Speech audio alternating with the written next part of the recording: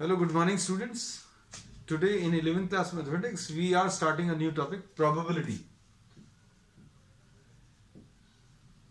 Probability में कुछ concepts अभी हम लोगों ने पढ़े हुए हैं in 9th class and some in 10th class also. We'll be repeating some of those. तो सबसे पहली चीज तो अभी हम लोग इसमें डिस्कस करेंगे रैंडम एक्सपेरिमेंट. हम लोग रैंडम एक्सपेरिमेंट किसको बोलते हैं बच्चों? जिसका रिजल्ट फिक्स नहीं है. रिजल्ट फिक्स नहीं है मतलब जैसे एग्जांपल के लिए हम आपको एक एग्जांपल देते हैं, converse example. Suppose if you take a triangle, any type of triangle, किसी भी टाइप का ट्रायंगल ले लीजिए, sum of all the angles will always be 180. मतलब ये चीज बिल्कुल फिक्स है, मतलब इसका रिजल्ट बिल्कुल फिक्स आने वाला है. Take any triangle, sum of all the three angles will always be 180 degrees. So we say that the result is fixed.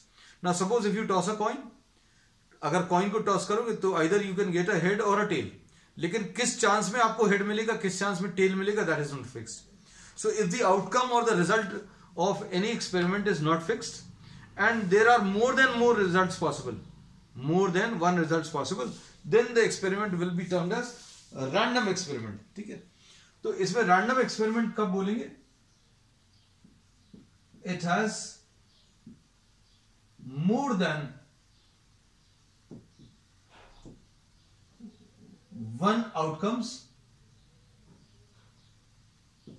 या रिजल्ट्स. पहली चीज, and the result is not fix.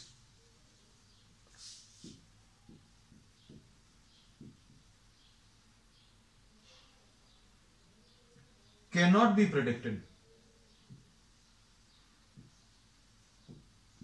The outcomes or the result cannot be predicted. तब हम लोग इस experiment को random experiment बोलते हैं.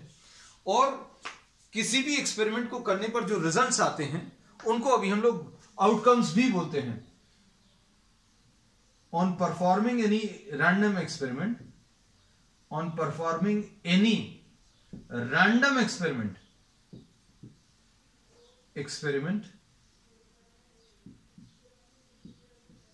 the results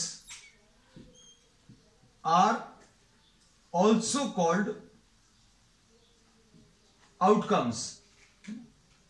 अब जैसे टॉसिंग ऑफ अ कॉइन को अगर हम लोग बोले तो tossing of a coin is a random experiment because it has two outcomes, either head or a tell.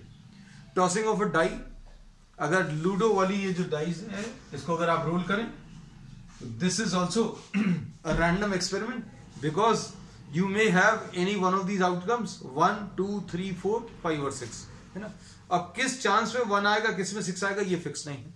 तो it has more than one outcomes and the result, if this cannot be predicted, then this experiment is termed as a random experiment. अब इसके बाद next definition है बच्चों, sample space. तो what is a sample space? तो sample space is the list of all possible outcomes.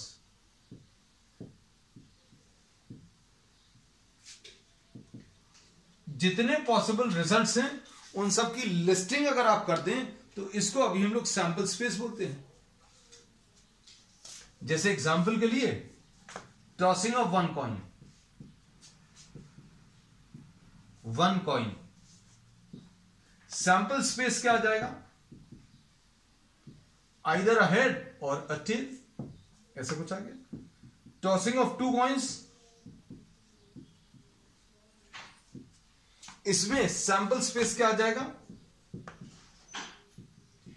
Head on both the coins और head on the first, tail on the second, tail on the first and head on the second, और tail on both. So this is the sample space. So sample space is what?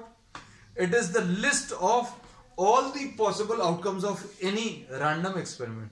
किसी भी random experiment में सारे possibilities का collection, सारे outcomes का collection या सारे possible results का collection, उसको अभी हम लोग sample space बोलते हैं. ठीक है. फिर इसके बाद हर एक एलिमेंट को अभी हम लोग सैंपल पॉइंट बोलते हैं. जैसे अगर अभी हम लोग बोले this is one sample point, ये भी एक सैंपल पॉइंट है. So each element of the sample space is termed as a sample point. Next definition, each element of the sample space is called sample point. हम लोग इसको क्या sample point बोलेंगे. ठीक है, चलो अब नेक्स्ट ले लेते हैं.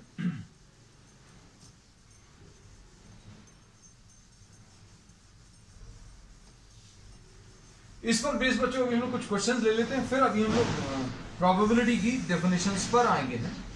तो इसके लिए अभी हम लोग फर्स्ट एक्सरसाइज जो है एनसीईआरटी वो ले रहे हैं.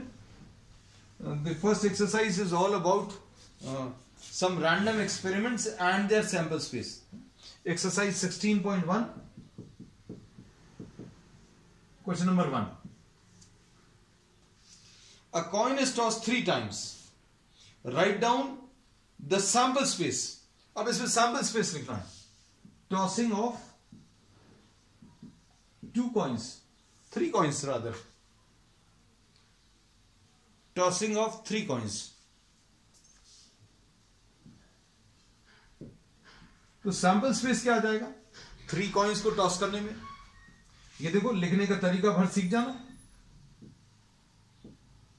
Head on all the 3 coins, तीनों कॉइन्स के ऊपर अगर हेड आ जाए तो ये एक एलिमेंट आ गया. फिर उसके बाद एच एच और T, head on the first, head on the second, tail on the third, और head on the first, we are not putting a comma in between, tail on the second and head on the third, or tail on the first, head on the second and head on the third. या फिर ऐसी भी possibility है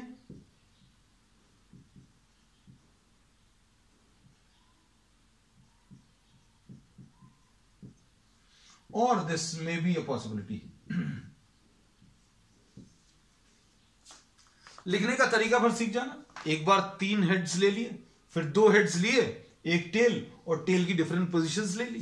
फिर इसके बाद अब हम लोगों ने 2 टेल्स ले लिए, 2 टेल्स लिया तो एक हेड आएगा, है ना. And we are varying the position of the head. ठीक,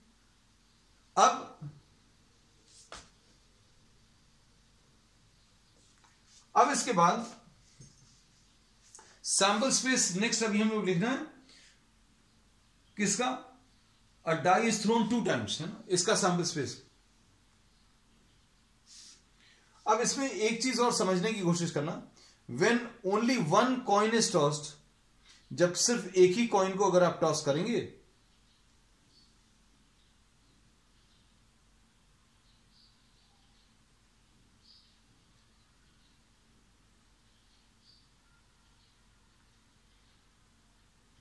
अब इसमें हम लोगों ने ये बोला एक कॉइन को अगर आप टॉस करोगे तो either you can get a head or a tell, है ना.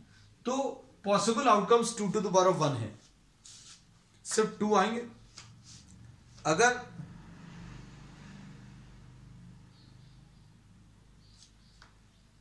बेटा अभी ये जो है ना बीच में अपन लोग एक्स्ट्रा जो पढ़ाई के अलावा जो बातें कर रहे हैं, अभी पढ़ाई पे कंसंट्रेट करो बेटा. ये नया टॉपिक स्टार्ट हुआ है ना. अब इसमें suppose for example if you are tossing 2 coins, 2 coins को अगर टॉस करेंगे तो 2 हेड्स पॉसिबल हैं, हेड एंड टेल ये पॉसिबल है, या फिर टेल एंड हेड ये पॉसिबल है, टेल एंड टेल पॉसिबल है. तो कितने आउटकम्स पॉसिबल हैं 2 कॉइन्स में. 1 कॉइन में 2 आउटकम्स, 2 कॉइन्स में 4 आउटकम्स, मतलब 2 स्क्वायर. 3 कॉइन्स में बच्चों 2 क्यूब यानी कि 8. So we say that this relation, ये रिलेशन को समझने की कोशिश करना. अगर एक कॉइन को टॉस कर रहे हैं तो 2 to the power of 1 outcomes possible है. अगर आपने 2 कॉइन्स को टॉस किया तो कितने ऑप्शंस पॉसिबल है 2 स्क्वायर. अगर 3 कॉइन्स को टॉस किया तो 2 to the power of 3. ये परम्यूटेशन कॉम्बिनेशंस में भी अभी हम लोगों ने सीखा था. भाई पहले कॉइन को टॉस करने पर कितने आंसर्स आ सकते हैं, 2 आंसर्स आ सकते हैं. दूसरी बार टॉस करेंगे या दूसरा कॉइन टॉस करेंगे तो कितने आंसर आएंगे, 2 आंसर्स आएंगे. तीसरे कॉइन को टॉस करोगे या तीसरी बार टॉस करोगे तो कितने आंसर्स आ सकते हैं, 2 आंसर्स आ सकते हैं. तो टोटल आंसर्स कितने आ जाएंगे 2 to the power of 3. तो ये 8 आ जाएगा, है ना. आंसर अपना यहीं पर खत्म हो गया था, लेकिन इसको अभी हमने आपको परम्यूटेशन कॉम्बिनेशन से भी रिलेट कर दिया. अब इसके बाद सेकेंड क्वेश्चन देखो। सेकेंड क्वेश्चन में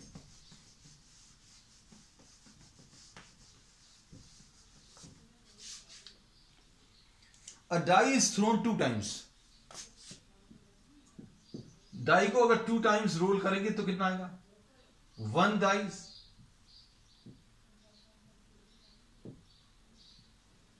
तो सैंपल स्पेस क्या आता है? 1 2 3 4 5 एंड 6, ये सैंपल स्पेस आ जाएगा। अगर 2 डाइस रोल किए, if 2 dice are thrown, a die rolled 2 times, a die rolled 2 times, ये पूछा है। तो आंसर्स क्या आ सकते हैं? सैंपल स्पेस आंसर्स 1 1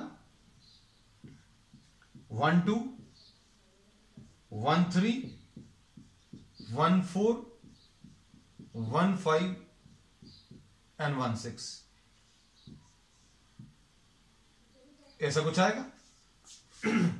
पहले डाइस पर 1, दूसरे पर भी 1, पहले रोल पर 1, दूसरे पर 2, फर्स्ट पर 1, दूसरे पर 3, फर्स्ट पर 1, नेक्स्ट पर 4, फर्स्ट पर 1, नेक्स्ट पर 5, फर्स्ट पर 1, नेक्स्ट पर 6, ऐसे ही ये भी आ सकता है।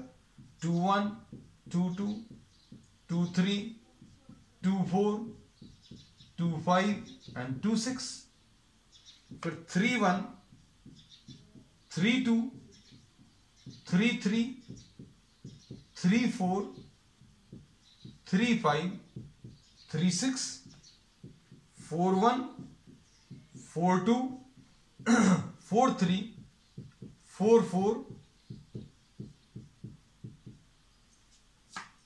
और ये 5 1 5 2 5 3 5 4 5 5 एंड 5 6 6 1 6 2 6 3 6 4 6 5 एंड 6 6, ये पॉसिबल ऑप्शंस हैं।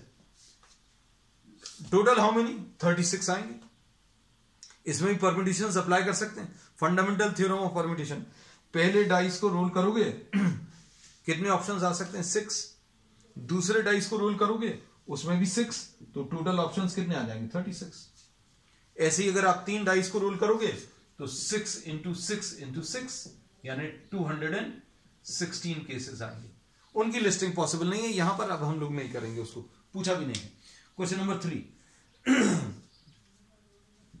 क्वेश्चन 3 देखो, टॉसिंग ऑफ 4 कॉइन्स, इसमें कितने ऑप्शंस आएंगे ये मालूम होना चाहिए बच्चों पहले से। Beforehand if you are knowing how many outcomes are possible, then you will be able to write down easily. जैसे अभी हम लोग बोले 1 coin 2 to the power of 1, 2 coins 2 to the power of 2, 3 coins में answers कितने आएंगे? 2 to the power of 3, 4 coins में 2 to the power of 4, यानी 16 आंसर्स आने वाले हैं। अब क्वेश्चन नंबर 3 में क्या आएगा देखो,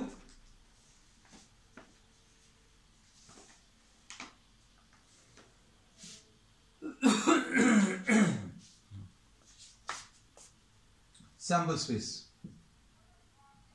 सैंपल स्पेस अगर आप लिखो तो ये हेड ऐसा कुछ आएगा, चारों कॉइन्स पर हेड आ गया। फिर उसके बाद क्या है?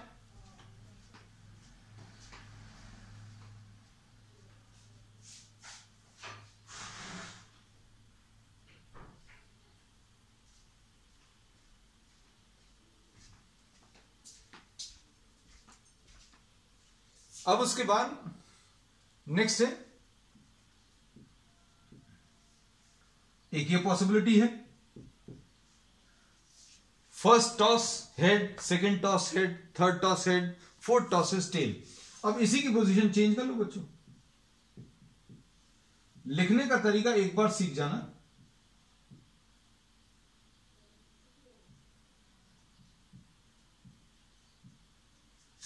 ठीक। उसके बाद नेक्स्ट क्या है? दो हेड्स ले लो,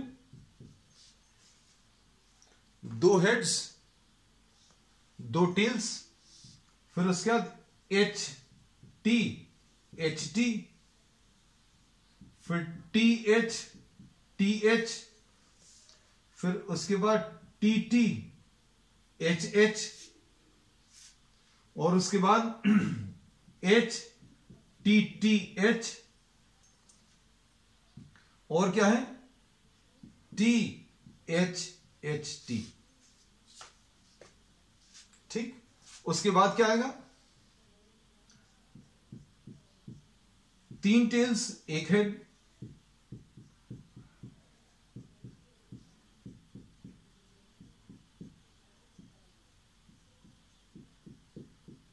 just try to observe the manner in which we are writing. इसमें चार हेड्स दिए थे, इसमें तीन हेड्स हैं, इसमें दो हेड्स हैं, इसमें केवल एक ही हेड है, there is only one head, this is zero head, this is four heads, three heads, यहां पर टू हेड्स, यहां पर वन हेड और जीरो हेड। कितने टोटल केसेस हैं, जस्ट ट्राई टू सी।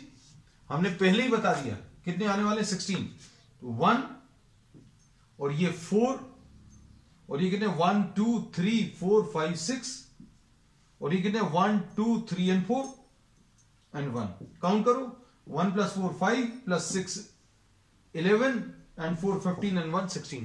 तो टोटल केसेस जो है बच्चों in rolling, in tossing of 4 coins, इतने आंसर्स आने वाले। And if you know the number then you can arrange these easily, बहुत आसानी से आप इनको अरेंज कर सकते हैं। और इनमें भी अभी हम लोग ये कहते हैं कि आप थोड़ा सा परम्यूटेशंस अप्लाई करोगे ना तो आसान हो जाएगा। बच्चों दो हेड्स और दो टेल्स को अगर अरेंज करना है तो कैसे अरेंज करते हैं, अगर याद हो, चार ऑब्जेक्ट्स को कैसे अरेंज कर सकते हैं, फैक्टोरियल 4 तरीके से। फिर इसको डिवाइड करते हैं, किससे डिवाइड करते हैं, जितने आइडेंटिकल ऑब्जेक्ट्स हैं तो दो एच एक जैसे हैं और दो टेल्स एक जैसे हैं, इससे डिवाइड कर दिया। तो इसमें कितना मिलने वाला है, 4 × 3 × 2 × 1 अपॉन 2 × 1 × 2 × 1, तो ये कैंसिल होगा, ये कितना आ जाएगा, 6 आएगा। So there will be 6 possibilities. ये सारी चीजें बच्चों अभी हम लोग कनेक्ट कर सकते हैं किससे, परम्यूटेशंस। और इनफैक्ट कई प्रॉब्लम्स ऐसे मिलने भी वाले हैं जिनमें परम्यूटेशंस और कॉम्बिनेशन थोड़ा सा अप्लाई होगा, है ना। चलो अब next question number 4।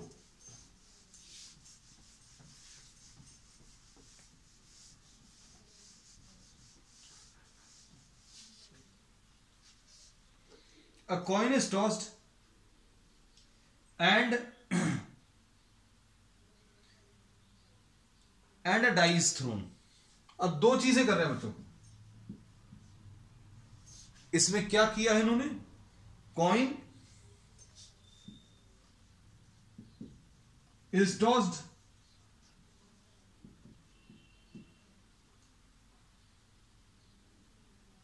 And a die is also tossed और रोल्ड। ठीक, अब इसमें क्या होगा, क्या पॉसिबिलिटीज है बच्चों, दोनों के आंसर्स बताने तो सैंपल स्पेस कैसा आएगा, T1 टेल और 1 आ जाए, टेल और 2 आ जाए, टेल और 3 आ जाए, टेल और 4 आ जाए, टेल एंड 5, टेल एंड 6, और HN1, HN2, HN3,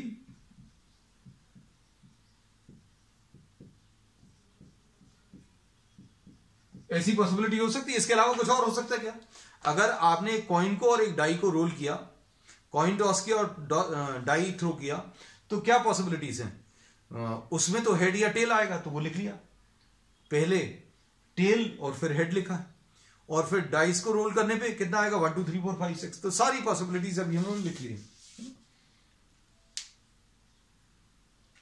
next question number 5।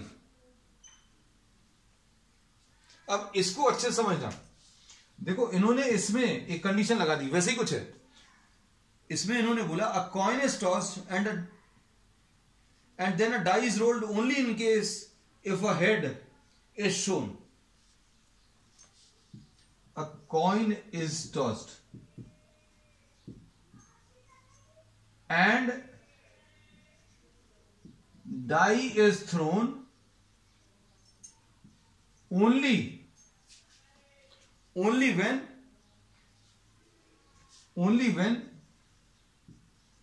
H shows. H अगर दिखेगा तभी दाई को रोल किया है या दाई थ्रो किया है.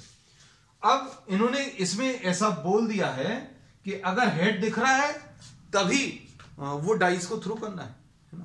तो अब क्या करना पड़ेगा, इसमें अगर टेल आ गया तो कुछ नहीं करना. तो इसमें सैंपल स्पेस क्या आने वाला है, सैंपल स्पेस ऐसा कुछ आएगा कि भैया हेड आया तो डाइस रोल करो, हेड आया तो डाइस रोल किया. तो ये पॉसिबिलिटीज हैं H3, H4, H5, H6 और टेल अगर आ गया तो रुक गए, कुछ नहीं किया. So these are the total possibilities if you try to see. अच्छे समझना, इसमें इन्होंने बोला है कि अगर टेल आ गया तो कुछ नहीं करना है. तो टेल आ गया तो सिर्फ टी लिखा हुआ है. एच अगर आया तो फिर डाइस को रोल किया, डाइस रोल किया तो 1 2 3 4 5 6 आ सकता है, वो लिखा हुआ है. तो ये क्वेश्चंस को समझना बहुत जरूरी. अब क्वेश्चन नंबर 6. 2 boys and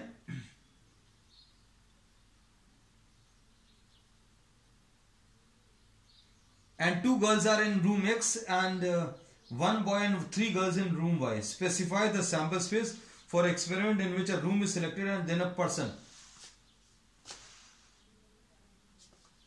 अब देखो क्वेश्चन नंबर 6.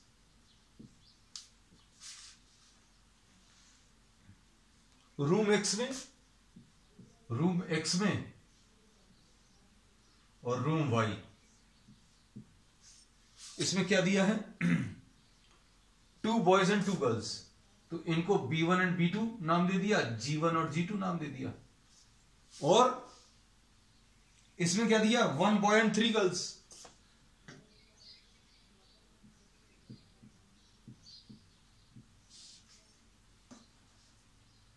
ठीक. अब इसमें इन्होंने क्या बोला है, जस्ट ट्राई टू अंडरस्टैंड. आपको इन्होंने बोला एक रूम सिलेक्ट किया और रूम सिलेक्ट करने के बाद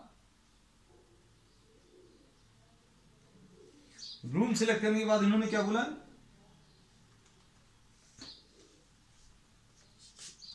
अब इसमें एक काम कर देते बच्चों, क्योंकि इसमें ये कंफ्यूजन हो सकता है. तो B1 B2 इसको B3 लिख दे रहे हैं, इसको G3 G4 एंड G5 है ना. अब ठीक होगा, नहीं तो कंफ्यूजन हो जाता है. G1 G2 G3 मतलब वही वाले लड़कियां नहीं है, इसमें अलग लड़कियां हैं.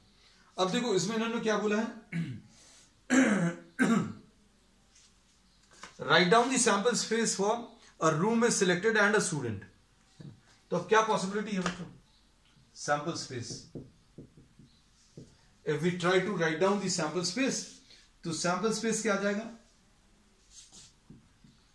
X रूम सिलेक्ट किया, उसमें B1 सिलेक्ट किया, X B1, X B2, X G1, X G2, Y B3, Y G3, Y G4 and Y G5. तो ये टोटल ऑप्शंस आ गए 1 2 3 4 5 6 7 8. ठीक. अब इसके बाद नेक्स्ट वाले में क्या दिया है,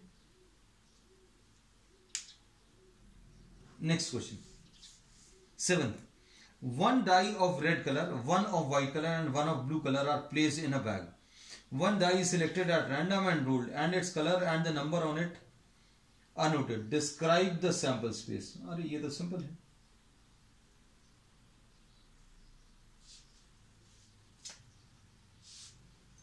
अब देख question number 7.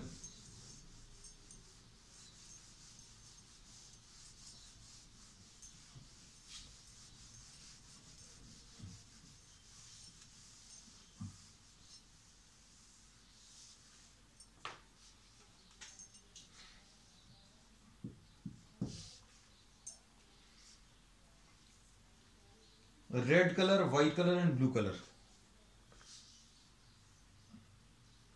White, red and blue, 3 dice है बच्चों.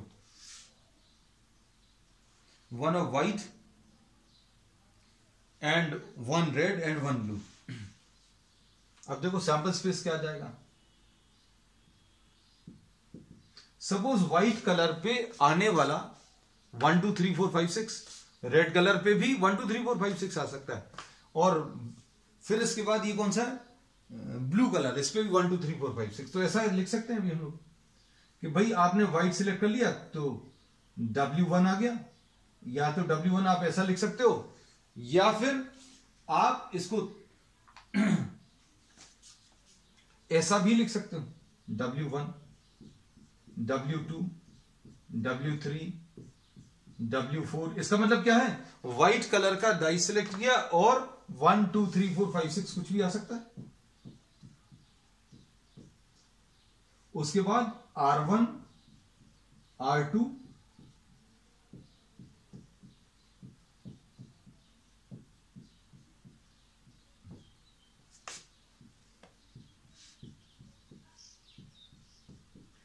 B4, B3, बच्चों B3 छूट गया है, B4, B5 and B6. These are the possibilities. अब क्वेश्चन नंबर 8 देखो.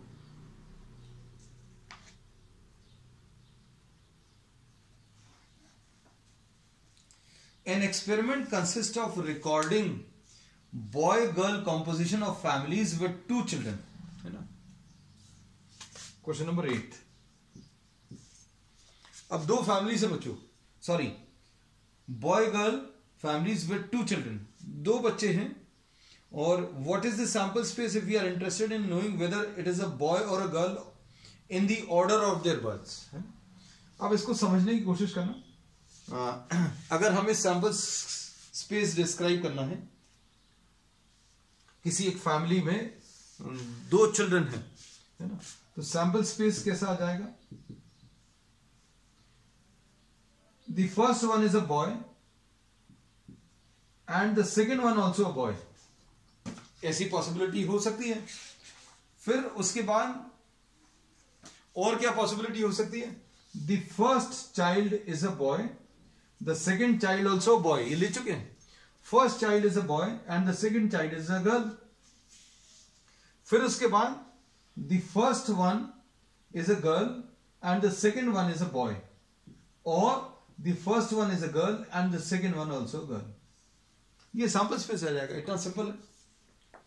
What is the sample space if we are interested in the number of girls in the family? तो ये तो बच्चों फर्स्ट केस है, जब इसमें इन्होंने बोला कि we are interested in knowing whether it is a boy or a girl in the order of their births, है ना. अब इन्होंने बोला कि नंबर ऑफ गर्ल्स, अगर हम लोग सैंपल स्पेस में बोले, सैंपल स्पेस में ऐसा डिस्क्राइब करना कि आप नंबर ऑफ गर्ल्स के टर्म्स में सैंपल स्पेस बताओ, तो क्या पॉसिबिलिटी है बच्चों. किसी एक फैमिली में नंबर ऑफ गर्ल्स कितनी हो सकती हैं जिसमें 2 चिल्ड्रन हैं. It can be a 0, it can be a 1, और it can be what, a 2. For a family of 2 children, the number of girls in the family or the number of girl child in the family may be 0, or it may be 1, or it may be 2, है ना. तो ये 0 क्या represent कर रहा है बच्चों, ये 1, ये वाला केस. 1 गर्ल ऐसा कुछ हो सकता है, और 2 गर्ल्स ये वाला केस, है ना. लेकिन इसमें the sequence does not matter. इन्होंने बोला कि सैंपल स्पेस किसके टर्म्स में बताना है, संख्या बतानी है, नंबर बताना है, नंबर ऑफ गर्ल चाइल्ड्स, है ना. तो ये सैंपल स्पेस आ गया, है ना. तो बच्चों अब आज के लिए इतना ही. We will continue with the remaining problems on the next one. That's all for today.